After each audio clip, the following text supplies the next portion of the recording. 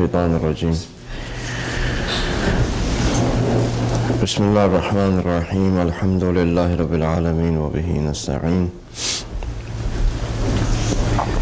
والصلاة والسلام على أشرف الأنبياء والمرسلين حبيب قلوبنا وطبيب نفوسنا رحمة للعالمين أبي القاسم محمد اللهم صل على محمد وآل محمد والصلاة والسلام على أهل بيته الطيبين الطاهرين المعصومين المظلومين ولعنة الله على أعدائهم أجمعين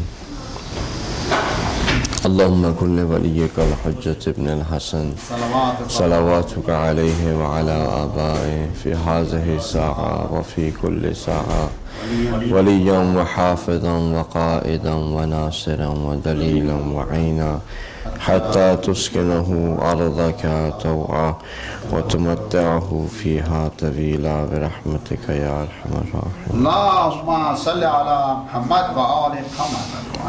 أما بعد السلام عليكم ورحمة الله وبركاته.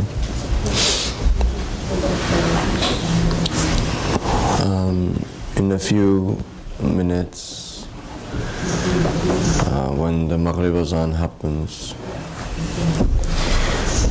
if you could see the heavens right now, what you would see is that the special doors that were open for the mercy for all humankind are slowly going to be closed. And the doors of forgiveness that were being opened for the whole month are slowly being closed. The angels who had come down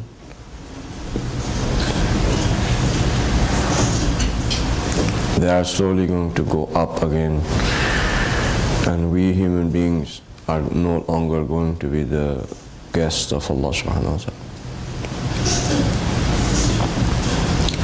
Shaitan is excited at the moment that there's only a few minutes left before he would have the freedom. His animosity has grown for the last 30 days that he was in the jail, and now is going to come out with a lot of force. We who are his enemies, he is going to take his animosity out on us.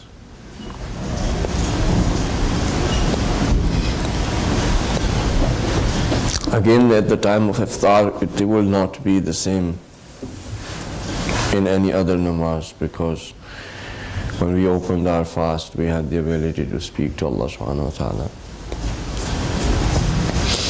But all of these blessings are going away, yet we might not feel any different. If we don't feel any different, we should ask ourselves about this, that,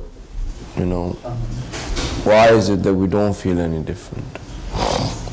यानी माह रमज़ान जा रहा है और अगर हमें कुछ एहसास नहीं हो रहा, तो इंसान को सोचना चाहिए कि इस माह रमज़ान के जाने के लिए जो आई मम्मा सुनते रोते होते थे, इसको विदा करते थे, हमें क्यों नहीं एहसास हो रहा कि कोई चीज़ हमसे छिन रही है, कोई चीज़ हमसे दूर हो रही है?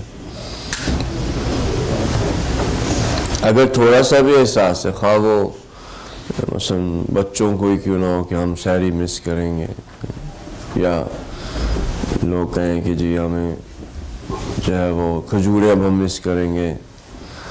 ज़ाहिर माह रमज़ान में you have a certain routine, you're going to miss that routine, you're not going to have that routine anymore, right? You used to come every day to the center, open it, you're there, you do iftari with your friends and family, and you sit down, you're going to miss that. It's not going to be there anymore. Right? So regardless whether we see those doors closing or whether we are going to miss the routine that we were in, there is something going to change tomorrow. In the Dua Vida, Imam says that, if you did not forgive my sins the whole month, even if the nights of Qadr you left me and you did not forgive my sins, then I'm asking you,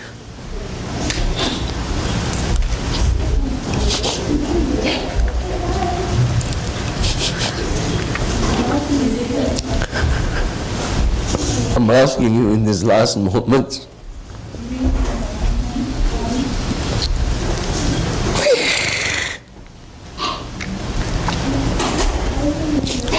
that if you do not forgive me,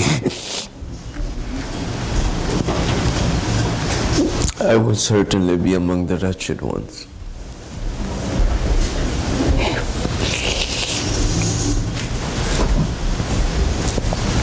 Inshallah, Allah subhanahu wa ta'ala would accept our fast, would accept our prayers. And if He gives us the opportunity to see this month again, and to see those blessed nights again, to be with our friends and families and sit down and eat. If it happens, may Allah give us the opportunity to take the most out of it next year. When you make dua, you should know that it is going to be accepted. Dua has to be done with conviction. If I ask for forgiveness of my sins and I'm still thinking whether Allah subhanahu wa ta'ala is going to forgive me or not, that is su'izan on Allah. It's thinking that Allah subhanahu wa ta'ala might not forgive. It's not a good feeling inside of your heart. Just to change your mood a little bit, there was again there was no rain, and the righteous and pious and the old people, they decided they're going to go and pray for for the rain. So they went, and the child started to go with them, and the child took an umbrella with him. The child took an umbrella, and all the righteous and pious older people had no umbrella in their hands. So what does this show? It shows that the child had conviction that my elders are going to go and ask for prayer and it is going to rain. But the elders did not have the conviction that their prayer is going to be accepted, otherwise in their hands should have been also umbrellas. So when you make the dua, you should know that Allah subhanahu wa ta'ala is going to accept it. He definitely hears it. He will accept it. Now, if He decides to give you that right away, or He decides to give you that after 10 years, it doesn't matter. He's going to give it to you. And your conviction should be that if He does not give it to me right now, it is because it is for my own best interest. But you should not have the doubt in your mind that your prayers are not accepted. They are accepted.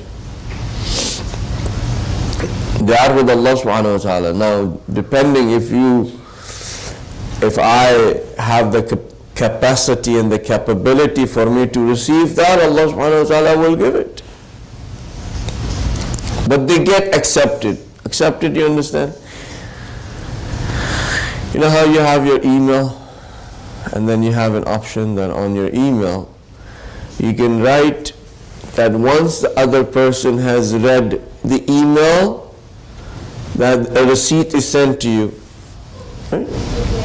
ऐसे होता है ना आप लोगों के outlook में. You send an email, and then you have a setting that you can change, that once the person has read the email, you should get the receipt that, okay, they have read it. Right? So when you do dua and your heart is broken and shattered, right? And when you feel that way, the receipts that already come that your email has accepted. We've read your email. Okay, we've heard your dua. We have accepted your prayer. It is with us. Now let us work on it. So one of the conditions for the prayers to be accepted is yaqeen. Okay, you should be convinced about it. The other conditions, and there are many, so we'll just try to go through the list. The other conditions for the du'as to be accepted is that your stomach should not have rizq haram. Your stomach should not have najasat. Rizq haram is like a najis thing that you are eating. It could even be on the same level of effect as ainun najasa. Ainun najasa you eat, it has an effect in your body. Rizq haram you eat is the same effect. Ainun najasa if somebody eats, their prayers will not be accepted. Rizq haram somebody eats, prayers not accepted.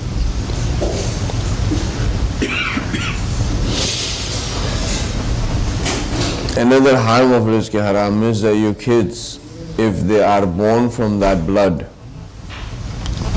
they will always have to go against the current when it comes to faith. It will not be easy for them.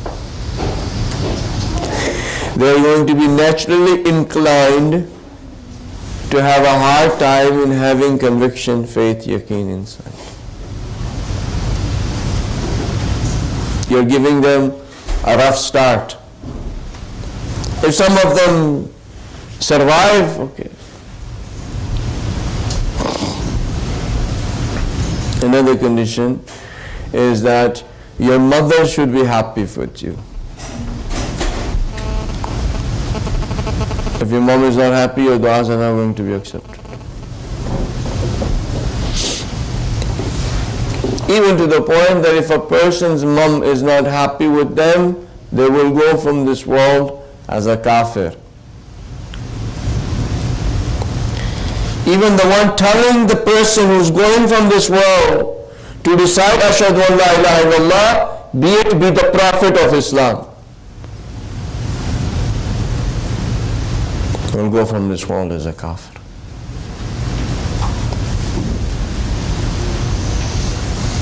Another thing that does not get the prayers accepted is that if among your friends and relatives and brothers and sisters there is quarrel, लड़ाई झगड़ा, फसाद, गाली गलोच, तौहीन, बेहतरामी, ये सब चीजें. If you have that, prayers are not accepted.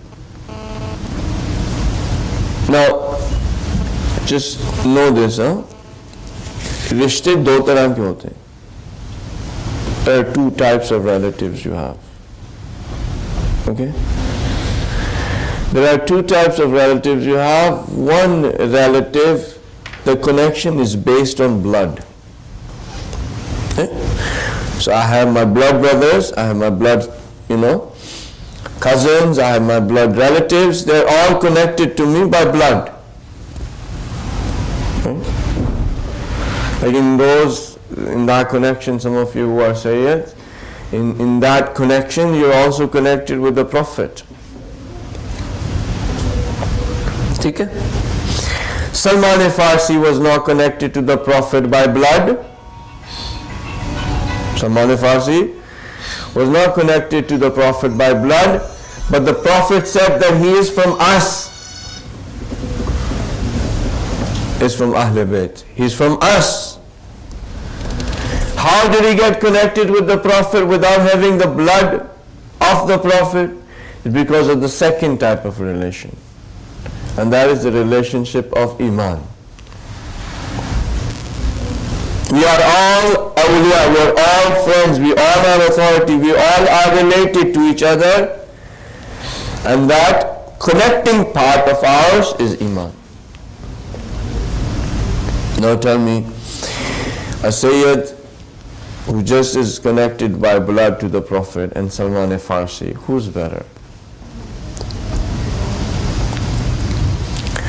A Sayyid who's just connected with the blood, and then there is Salman Farsi who's connected with the relationship of Iman with the Prophet, for whom the Prophet says that for everyone else is waiting for heaven, Salman is the one for whom the heaven is waiting for.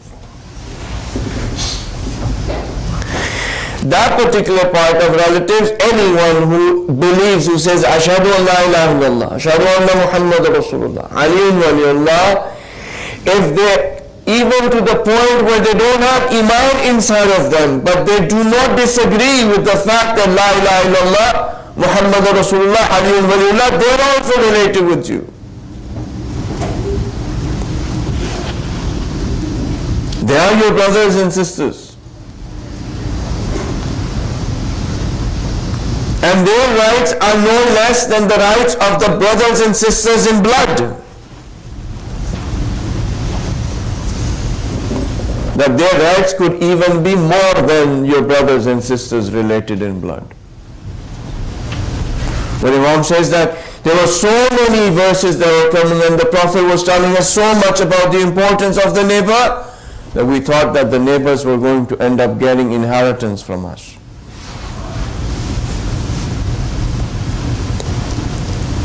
And that relationship that we have, whether it is on the fact that they do not agree, even if the point they are just Muslims by tongue, even then they are related to you. Even if they are not following the tenets, they are still related to you in that confirmation that they have said, Ashhadu an la ilaha illallah, wa ashhadu anna Muhammad Rasulullah, Aliyun waliyullah. They are still related.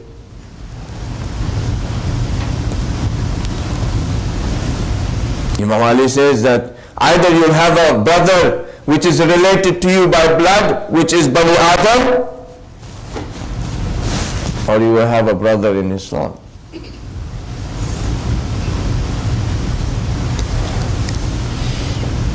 If we have disagreements with each other, we do not give the rights of each other, we insult each other, we tell about each other, we backbite each other, and there is disunity among ourselves, and we are having animosity, maazallah, inside of our hearts for others, when I make dua, my dua is not going to be accepted.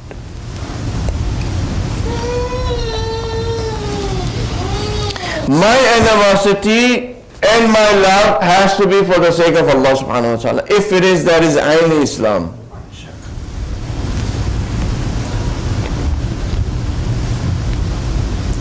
If I love for the sake of Allah and I hate for the sake of Allah subhanahu wa ta'ala, that is all of Islam.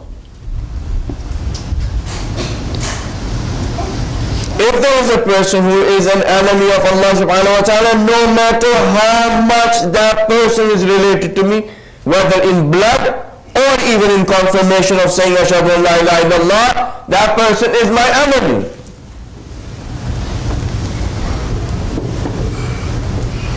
But my standard has to be the standard set by Allah subhanahu wa ta'ala. My animosity cannot exist because of me as a person, as a measuring scale. Just because you don't say salam to me properly, I'm not going to talk to you. I'm no scale. If somebody doesn't like me as a bad person, I'm not a scale. Measure it through the scales of Allah subhanahu wa ta'ala. And if somebody comes out that way, that they are the enemy of Allah subhanahu wa ta'ala, you cannot have any soft corner for that person. But if they're not like that, then you have to try your very best to not have a hard corner in your heart. एक दूसरे के लिए हुस्न ज़न रखें, सुए ज़न ना करें. हुस्न ज़न आपको पता है क्या होता है?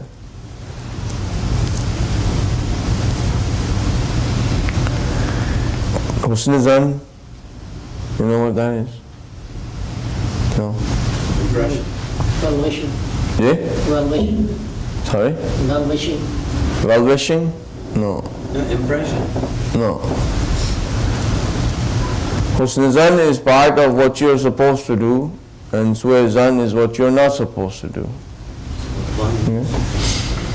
When you say Husn Zan, I'm supposed to have Husn Zan on you, it means that I have to give you the benefit of the doubt 70 different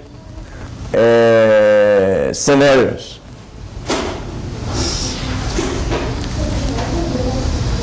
To think bad about a person, husn zan, to have benefit of the doubt, to think good about the person.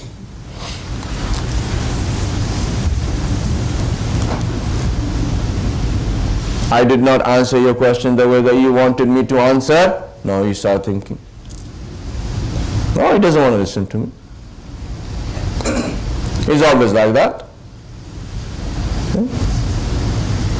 The person didn't show up, or they didn't show up at my iftari because they never show. It's possible the person is sick. It's possible he came back late from work. No. वो है ही ऐसा. ये क्या है? सुएज़न है. Su'ezan is part of Gunahane Kabira.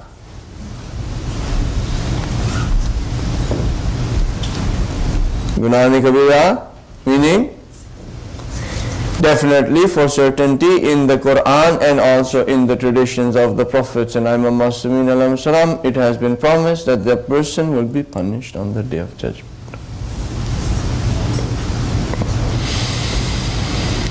So if I do not show up at your, for example, iftari, what you have to do is have husn zan, have 70 different scenarios. Maybe the car broke down, he came back late, he's sick, the wife and them are not happy, the kids are maybe upsetting him, he's got another plan somewhere more important, gotta go somewhere else.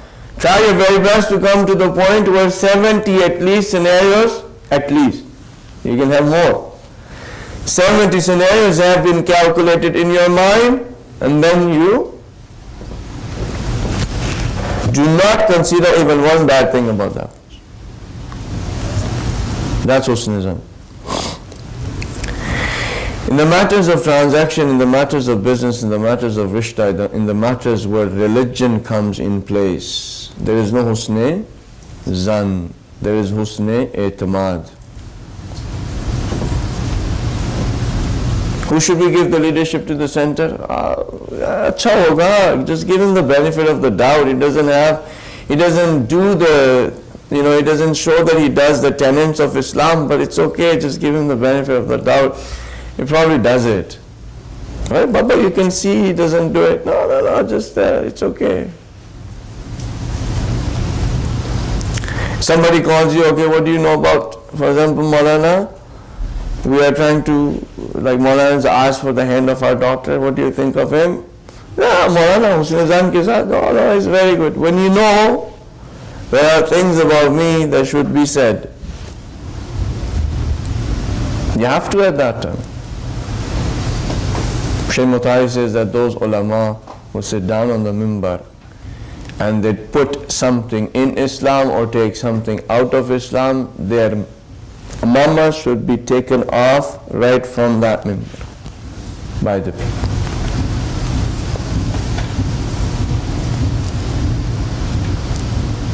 Why? Because they are destroying Islam. Oh, it's okay, it's alright, let them destroy Islam. No.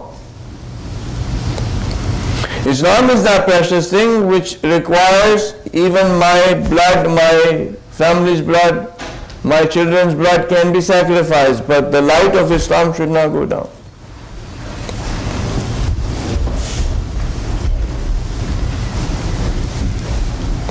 These are just some of the conditions that we have. There's many more for our du'as to be accepted. May Allah subhanahu wa ta'ala, He's hearing us, He sees us, He knows what is inside of our hearts, He knows what our intentions are. This is just my last few words. May Allah subhanahu wa ta'ala give the strength to my sisters, whomsoever is deciding or decided that they're going to look like a Muslim woman when they walk out of their house.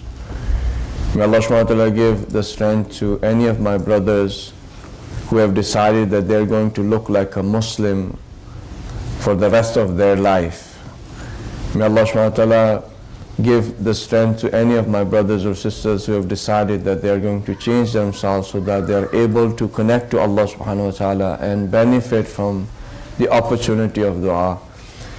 May Allah subhanahu wa ta'ala give the strength to my brothers and sisters who have decided that they are going to put their voice against the injustices that are being done in the world.